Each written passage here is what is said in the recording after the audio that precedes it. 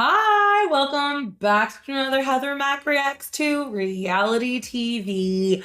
I have consumed episode 2 of season 10 of 90 Day Fiancé. I think I have more notes than I did last time. So if you like videos like this, make sure you subscribe because I will be getting through this entire season, recapping the important things, giving my spicy opinion. And if you like videos like this, then stick around. And if you're ready, I'm ready. Let's get into couple number 1. So again, we meet Ashley and Manuel, and I just don't understand her big emotions here. It seems less like excitement and more like fear. What are you afraid of? Like, the unknown, the witch stuff, the fighting, the fact that y'all might not make it through the 90 days. It's coming off as you're afraid to go pick him up, which is just silly. Y'all have known each other for 10 years. You've been together many times before. This is not your first time meeting. So I'm just like a little bit confused. I wish that was a little bit more explained. Her sister came with her to the airport and also made Manuel a sign. And I was just wondering what the purpose of the third wheel was because she looked so uncomfortable and basically pieced the first opportunity she could. And I cannot blame her for that. Now, here's our first part of reality TV magic. Why is that terminal empty? Why is he the last to get through customs? Listen, I've flown out of the country before, and coming out of the terminal and customs and stuff was a mad dash to get to who you're getting to and where you're going. There was no like one person at a time. It's just for the drama, and we'll see it later. I see you, TLC. You are not getting that past me. Okay, now that he is here, he is an attractive man. I'm not attracted to him, but I'm not unattracted to him. He's aight, but when the man opens his mouth, let's just watch that clip real quick. ¿Por qué llora, mujer? ¿Qué te dice? ¿Qué estás feliz? No, no estoy llorando, ¿qué? Guapa, qué hermosa esa mujer. Se porta muy bien, no se lo necesita. No te quiero, ¿sí? Que vayan saliendo tus ojitos lágrimas ya. ¿Está bien? Te amo. Gracias, sí. Por esperarme.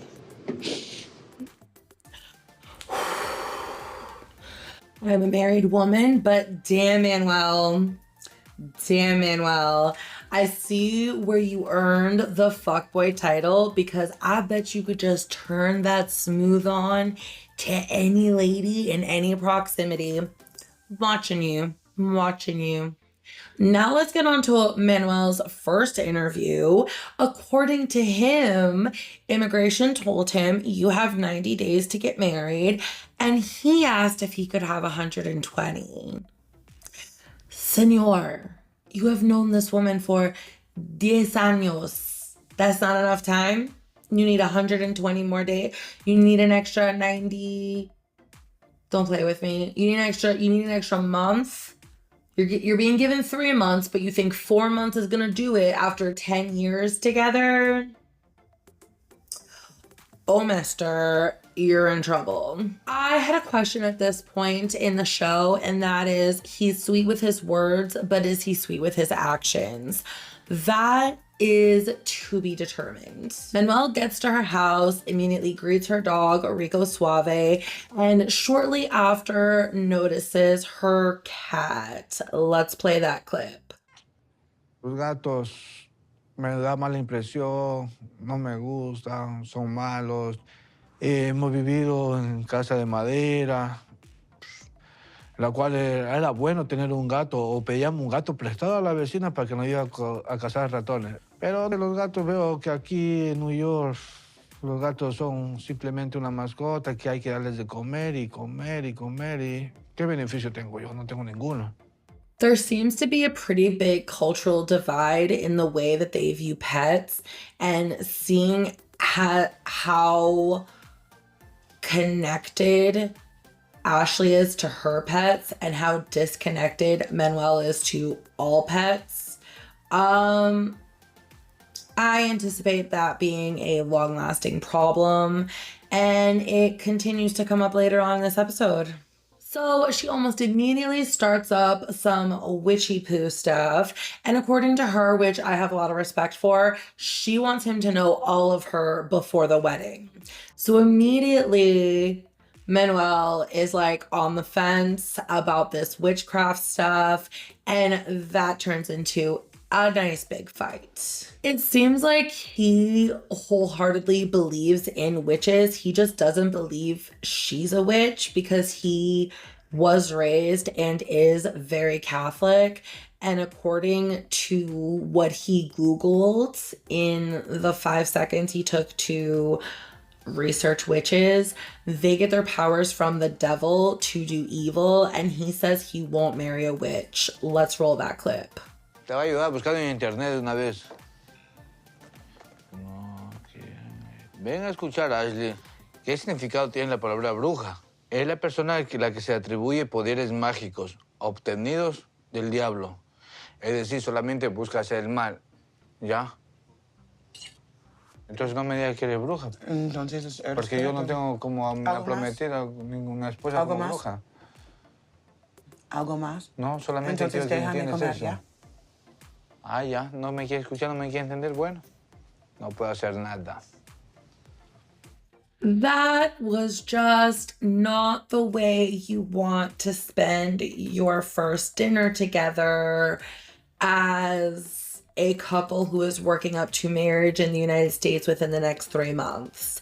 It was just rough. And were the producers like, y'all, make sure the first day you get together, you find something to fight about? Because, like, did she have to spring the witch stuff on him the second he got to the house? Like, hadn't even kicked off his shoes yet, taken off his airport clothes, like, taken a shower from the long trip. Like, does that make sense? It doesn't really to me. I feel like you could have kind of edged him into it and maybe gave him a history lesson behind your sort of witchcraft and how it's not all bad, and it just could have been done better. Now, their next fight is about the dog Rico Suave being in the bedroom and sleeping in the bed.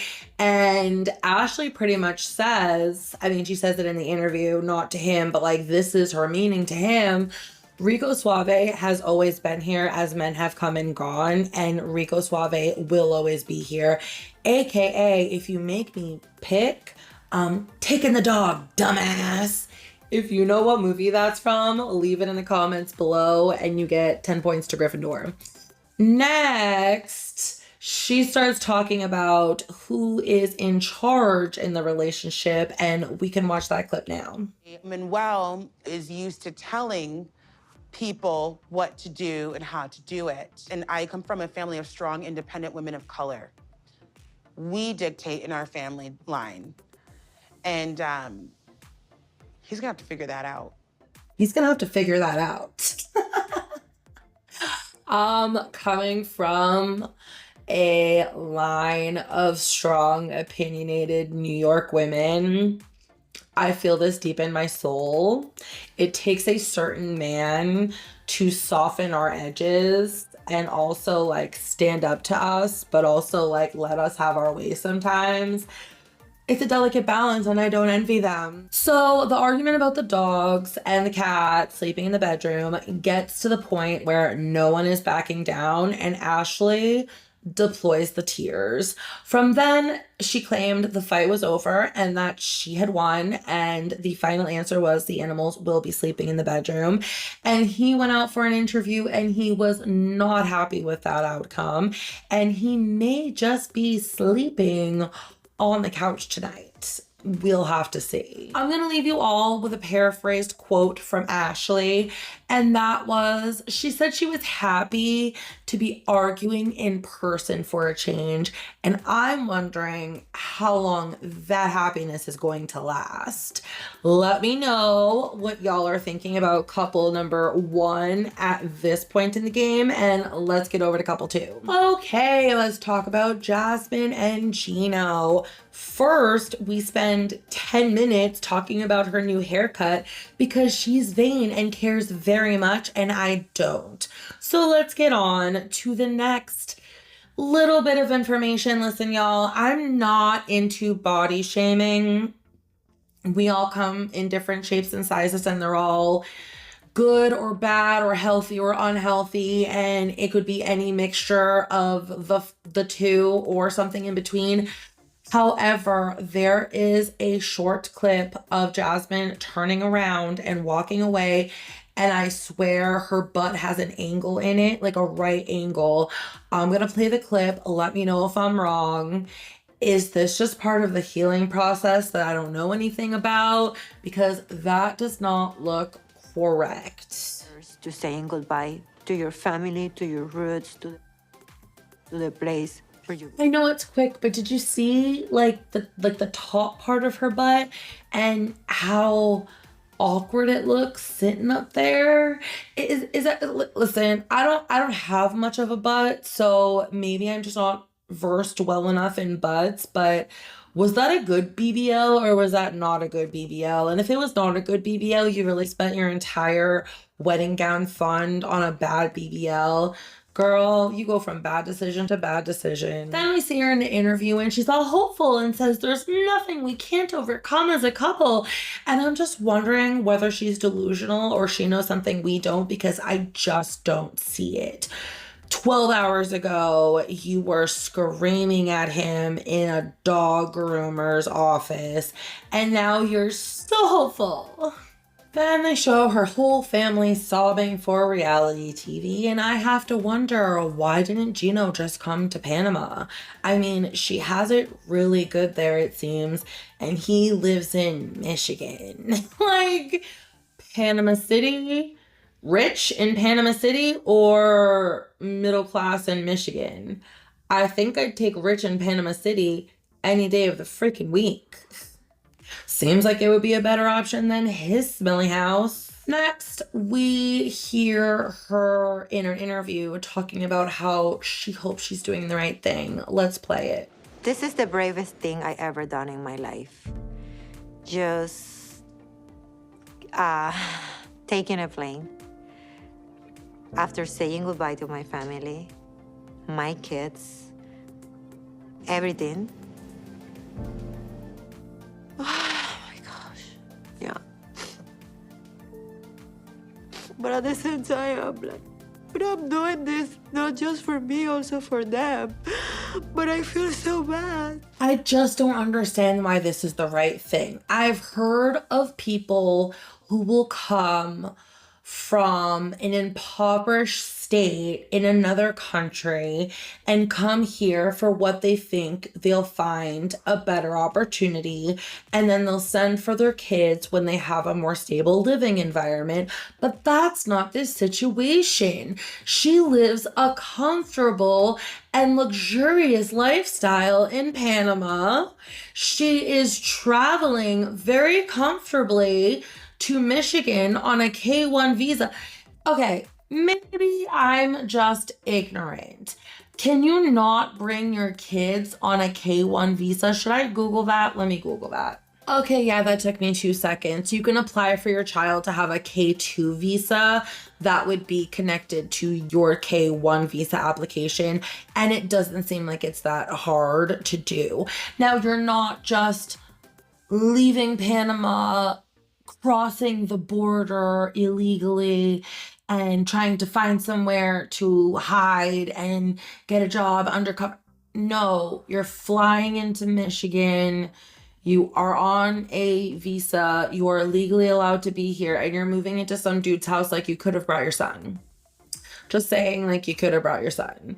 Are you doing the right thing? I don't think so, but I guess we'll find out. Then we find out that Jasmine blocked Gino the night before her flight, so he has no idea if she even got on the plane. Let's watch that clip. I'm still very frustrated with Gino.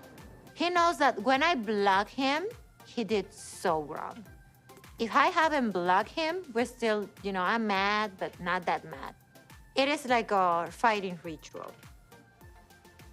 They have a fighting ritual, or at least she does.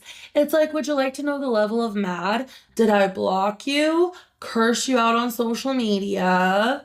Talk to my ex? Or did I just send you a mad emoji? That will let you know how pissed off I am and how long it's gonna take me to get over it. That's sad. You should not have a table of elements for your anger and your fights. That's just not the way things That's just not the way things are supposed to be. There you go. Then we cut to Gino, and he says again how he just quit his job so that she'd be comfortable. But how does he not already know?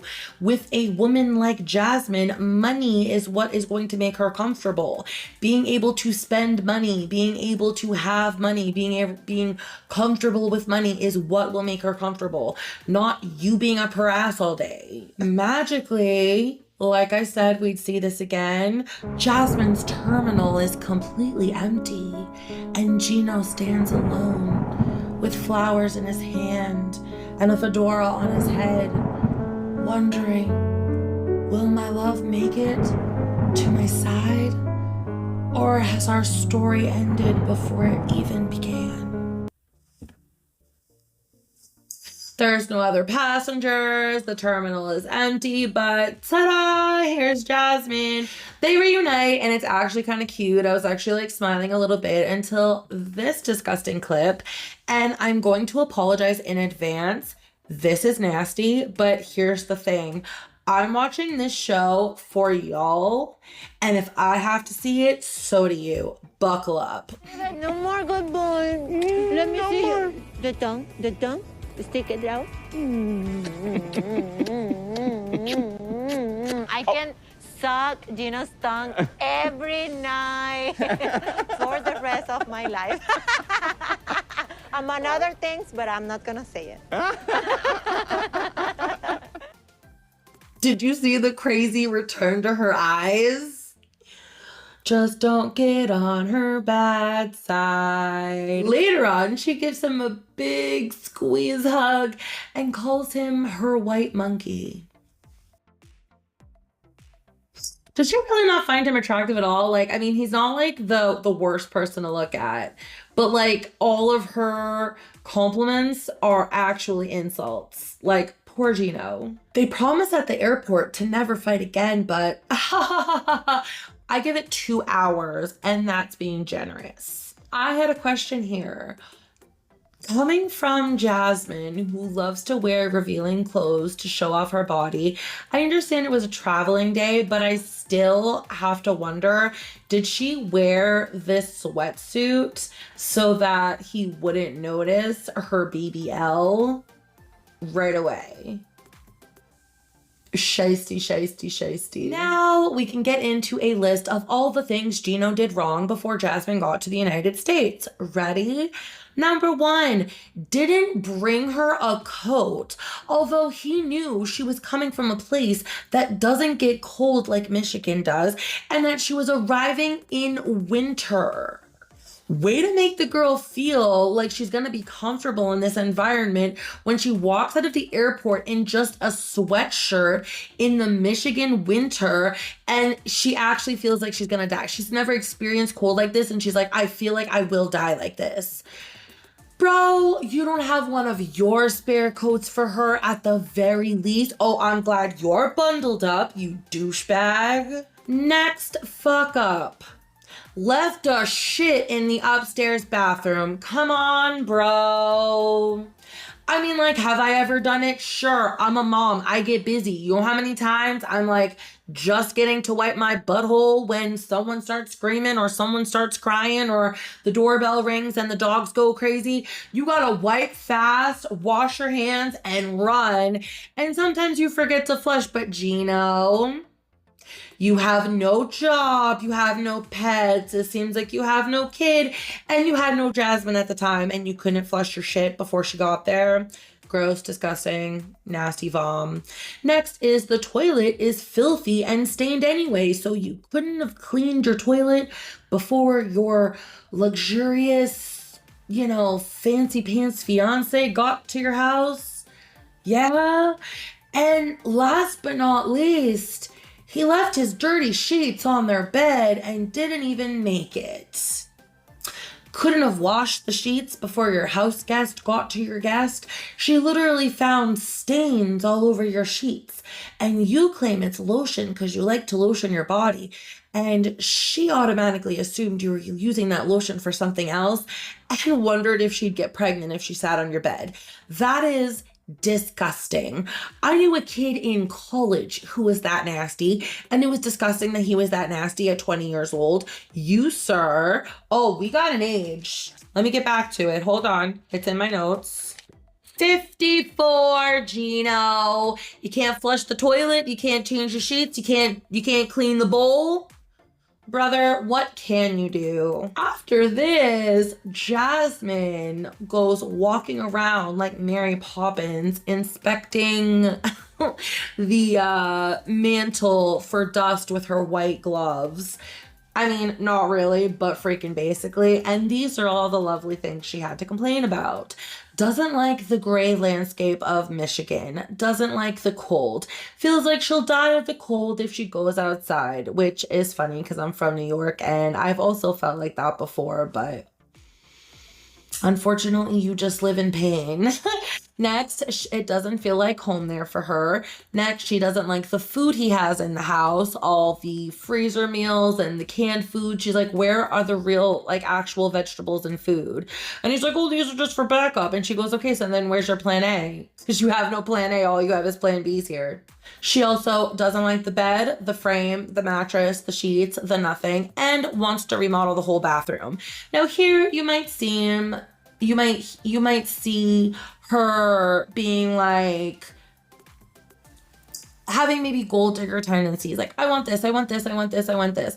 What I see is her actually making an effort to try to make this place her own and enjoy her time there. And in order to do that, she's going to have to put some of her special touches into this house. And if he was a smart man, he would have saved up for this because he would have known it was coming. But he's not smart and he quit his job instead. We have an update on Coco. She's already pissed on the floor. And to wrap this section up, we see Jasmine laying the guilt on real thick to get the new things that she wants from the house. But little does she know, there is no money, there is no job. And there will be no remodeling unless she wants to get a job. That's what we have for couple 2. I would like to know some of your thoughts in the comments, and let's jump over to couple 3. Oh, Sophie and Rob the Knob, man. This might be the most painful parts of this show to watch because of how fucking clueless he is, how immature he is at 32. And how okay he is with mediocrity. Let's get into it. It starts with him cleaning out his car and announcing, well, that's as clean as it's going to get. And I feel like that's foreshadowing for the rest of their relationship and the rest of their time together, in that everything will be half-assed.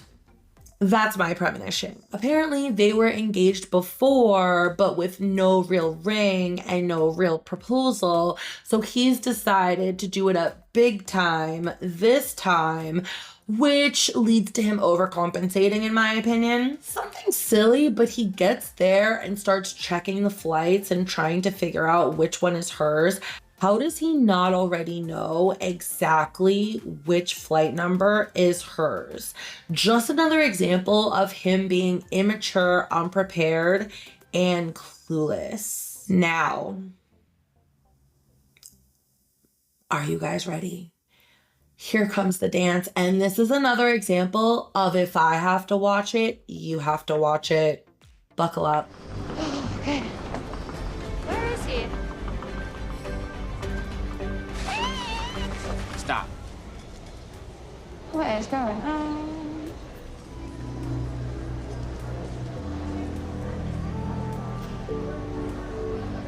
Very confused. What is going on? Okay.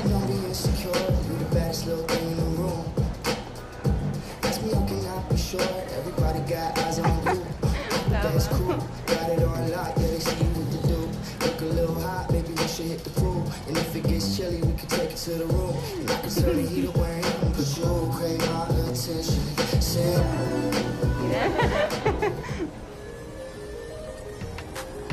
Y'all, I can't even look you in the eyes right now because of how fucking embarrassed I am for the both of them.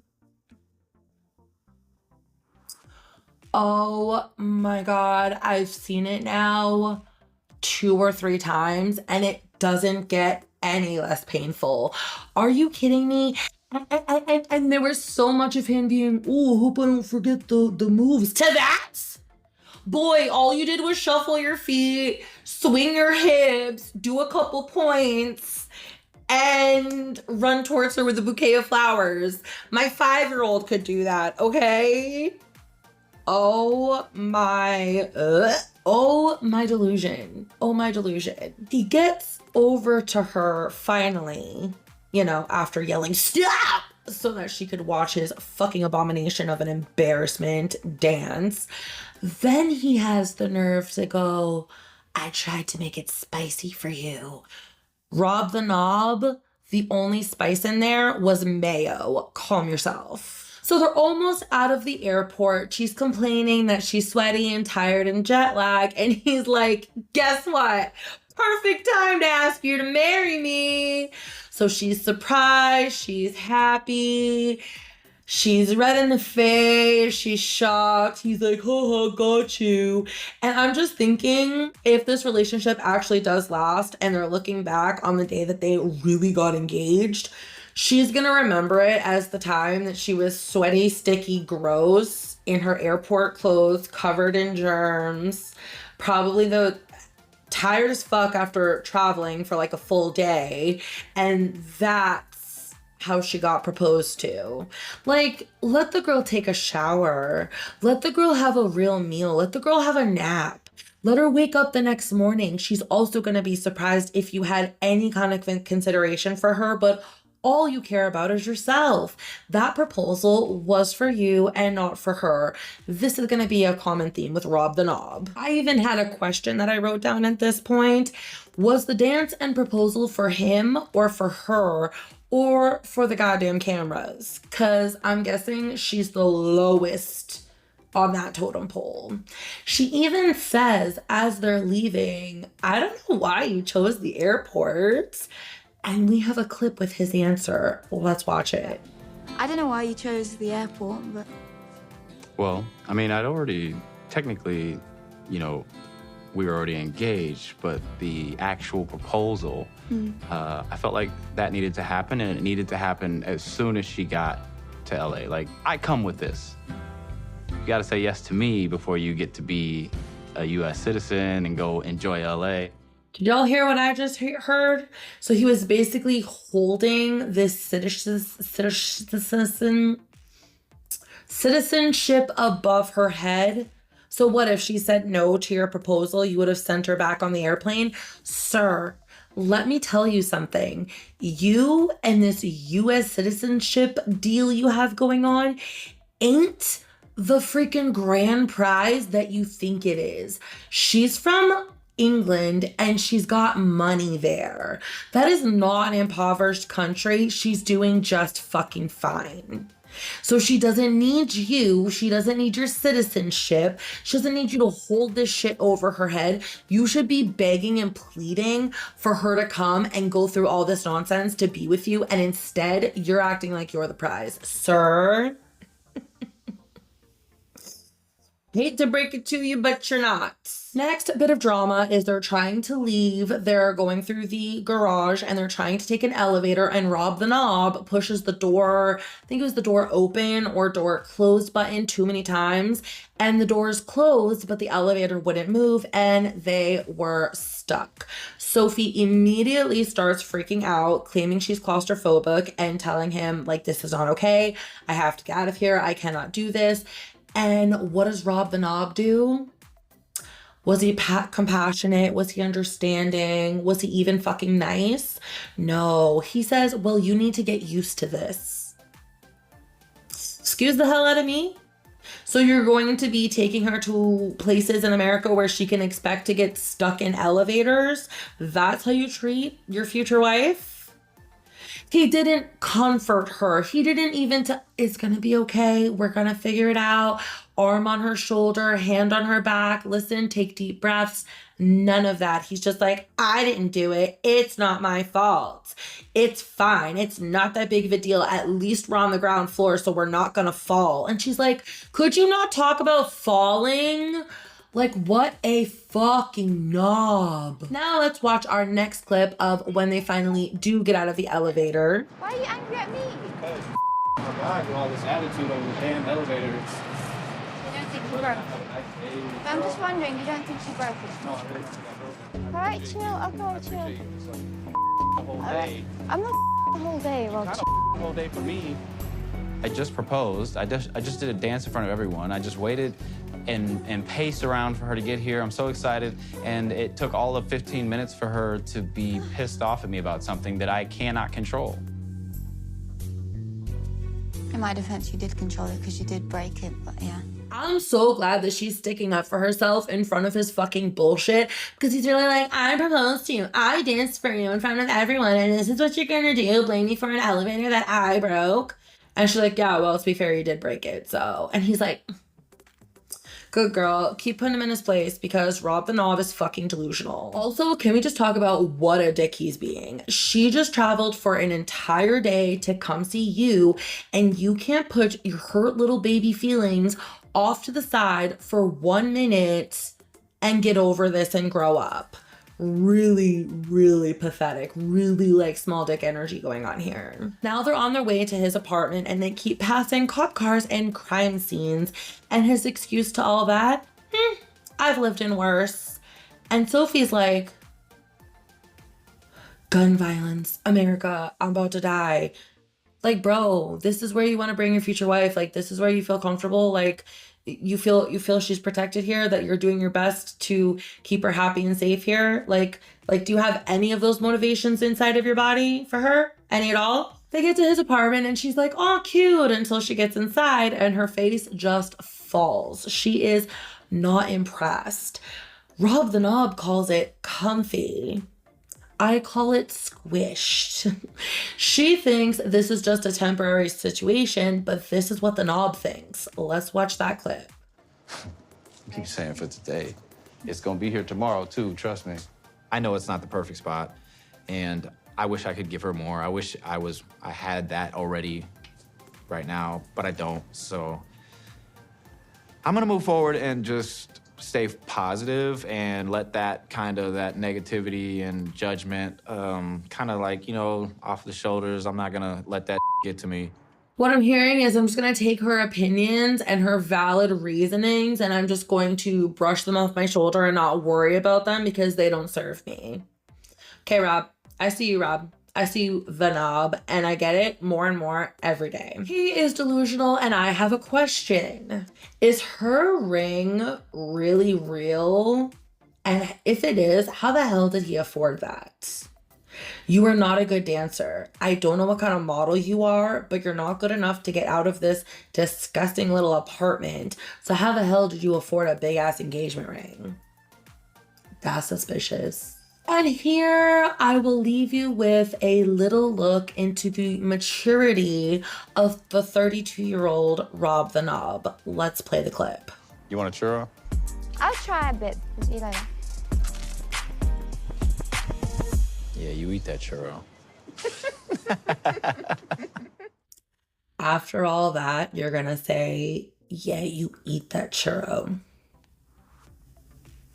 20 points from Hufflepuff, and I will not hear anything about it. On to couple 4. We are back with Nicole and Igor / Justin, and their story is just so thin at this point. They haven't even made it to each other's side, so I'm assuming the drama is going to burst as soon as they're together, especially with flashy ass Nicole being in Moldova. But let's get into the little details that I was able to pluck from this episode.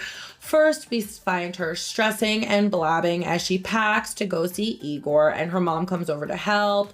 Then, because they need drama filler, they talk about the history between the mom and Nicole and how she didn't accept her at first, and now they're good. But now the mom is worried what will happen in Moldova. Same. But I mean, she's been there before, and I think she had even less feminine surgery done when she was there before. So, like, she's probably okay. She finally sounds like a sane person when she says they need to figure shit out before he comes to the US because she's not doing the bullshit that she did last time. Finally, someone's talking some sense in this show. We find out that Igor is a personal trainer, and he said the thing he's most worried about concerning Nicole coming to Moldova is her safety, but we'll see if that holds up.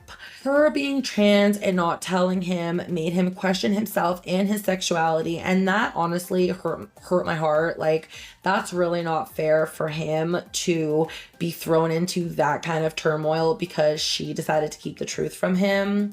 I don't like that. I don't like that at all. Lastly, there was not too much drama with this couple. However, shit's about to hit the fan when she gets to Moldova. That is couple 4. I would like to know what you think about that one in the comments. And we will get to their current survival rates based on Heather Mack's opinion. I am giving Ashley and Manuel a 3. Their rating has dropped quite a lot from the last episode because all they have done is fight about everything since he got to America. So good luck, Chuck. Second couple, Jasmine and Gino. I've actually increased their score, believe it or not, to a 2. I saw Jasmine genuinely trying to make herself happy here in Michigan, and I mean, if she's going to give an effort, I'm going to give her some points for trying to make things work. Couple 3 is Sophie and Rob, and the more I learn, the more I see, the less I like, and they are getting a 1. I absolutely do not think they have a shot in hell. Last but not least, Nicole and Igor / Justin, their score went up a little bit to a 1 just because we finally got to see Igor's point of view and his interviews, and it actually seems like he really does care about Nicole. I just don't know if he cares enough about her sexually and romantically, or if it's just like, this is a person I've known for so long and we have such a past, and like, I'm always going to care about her. That's all I have from 90 Day Fiancé Season 10, Episode 2. If you enjoyed this, don't forget to subscribe because I will be doing this entire season just like this. And if you missed Episode 1, you can catch that right up here in our playlist. Thanks for being here, and I'll see you next time. Bye.